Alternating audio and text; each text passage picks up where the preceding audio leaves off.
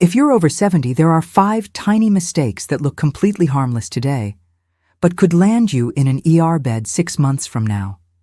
None of these sound dramatic. That's exactly the problem. They don't announce themselves. They don't feel urgent. They just quietly sit there, getting waved off again and again, until one day they're not quiet anymore. So let's get into the actual list, because I promise you, at least one of these is something you've done this month, or something you've heard someone you love say. Number 1, stop saying "I'm fine" when you're not. I hear this constantly, from patients, from family members, from people who genuinely believe saying it makes the problem smaller.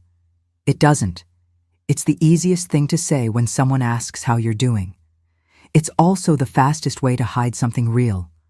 Low energy for weeks that you've just accepted as normal. A joint that keeps acting up but never quite hurts enough to mention. A change you've noticed in yourself but never said out loud, because saying it out loud makes it feel more real than you want it to be. Here's the problem with that. Your doctor can only act on the information you actually give them. Your family can only help with what you actually tell them. If fine is quietly standing in for "my energy has been off for a while," or "this pain keeps coming back," then fine isn't protecting you. It's working against you. Think about someone who has stomach pain build up over more than a week, and every single time someone asks about it, the answer is, "I'm fine. I'm sure it's just a pulled muscle." That kind of story can end with an emergency hospital visit and major surgery for something like a bowel blockage, a situation that very likely could have been caught and treated far earlier if it had just been said out loud the first time it started. Number 2, don't skip your annual checkup just because you feel okay right now. I understand the logic completely. Nothing hurts. Nothing's visibly broken. So why sit in a waiting room for something that feels unnecessary? But here's what's actually happening quietly, behind the scenes, while you feel perfectly fine. Blood pressure can climb for months without a single symptom you'd ever notice. Kidney function can shift gradually, silently, with nothing to tip you off. A medication that's worked exactly the way it should for years can slowly stop working the way it used to. And it won't announce itself with some dramatic symptom. It shows up quietly in blood work, in a blood pressure reading, long before you'd ever feel it yourself. That's the entire point of the annual visit. It's not there to confirm what you already know about your own body. It's there to catch the things that are specifically designed to stay invisible until they're not. Feeling fine and actually being fine are related, sure, but they are not the same thing. And a yearly visit, with actual blood work and an actual blood pressure check, is really the only way to know the difference between the two. Number 3, and this is a big one, stop treating the emergency room as your default for everything. Let me be really clear about where the actual line is, because I don't want this one misunderstood. Go to the ER immediately, no hesitation, for chest pain, sudden weakness or numbness, trouble breathing, or confusion that comes on fast. That is always the ER, every time, no debate whatsoever. But for everything in between, a question about a medication, a minor fall with no visible injury, a symptom that's been going on for 2 weeks and not 2 hours, that's when a call to your doctor or a trip to urgent care makes far more sense.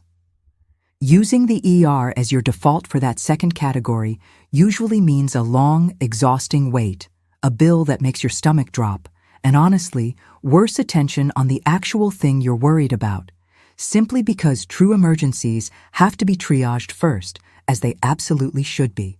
A primary care visit or an urgent care clinic can almost always get you seen faster, for a fraction of the cost, by someone who actually has more than 4 rushed minutes to spend on you.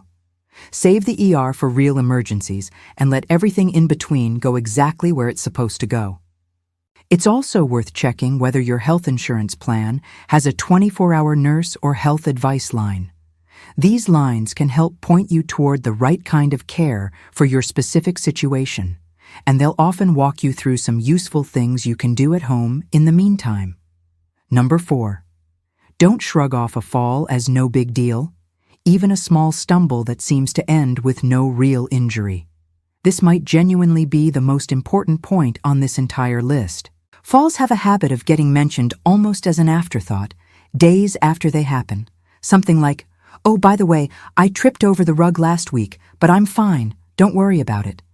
But even a small, seemingly harmless fall deserves attention right away because it can be an early signal of something else going on underneath the surface entirely. A medication side effect, a balance issue that's been slowly building, or even a gradual change in eyesight that nobody's caught yet. The reason behind the fall matters just as much as any injury from the fall itself. Here's a scenario that plays out more often than people realize. Someone experiences several falls over the course of a couple of months, and everyone around them, including the person themselves, quietly assumes it's just aging catching up.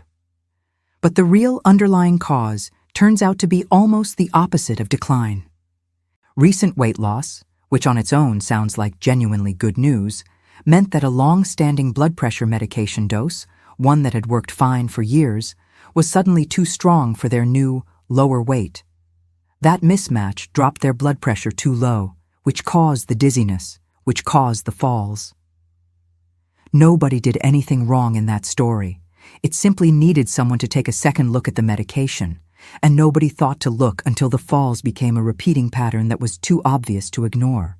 Number 5, and finally, never quietly stop taking a medication just because of a side effect without calling your provider first.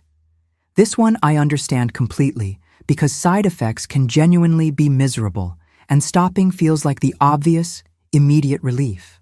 But abruptly, quitting certain medications can actually be more dangerous than the side effect itself.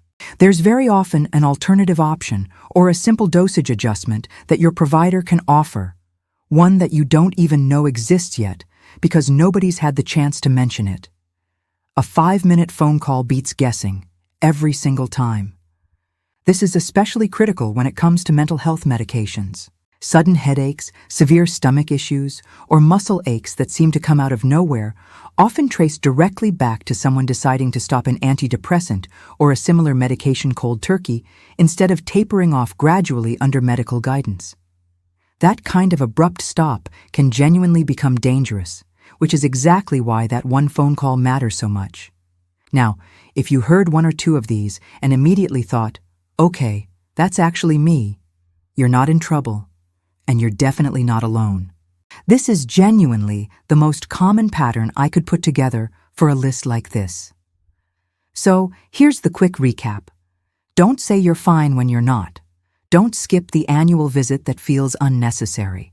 Don't default to the ER for things that aren't true emergencies. Don't shrug off a fall as no big deal. And don't quietly stop a medication without making that call first. None of these feel urgent in the moment, and that's exactly why they're the ones worth paying the closest attention to before they quietly turn into something much bigger down the road. So tell me, do you have a parent or a partner, or maybe even yourself, who always says, "I'm fine," even when something's clearly off? Tell me in the comments below, because your story might be exactly what helps someone else finally speak up about something they've been quietly brushing off. See you in the next one.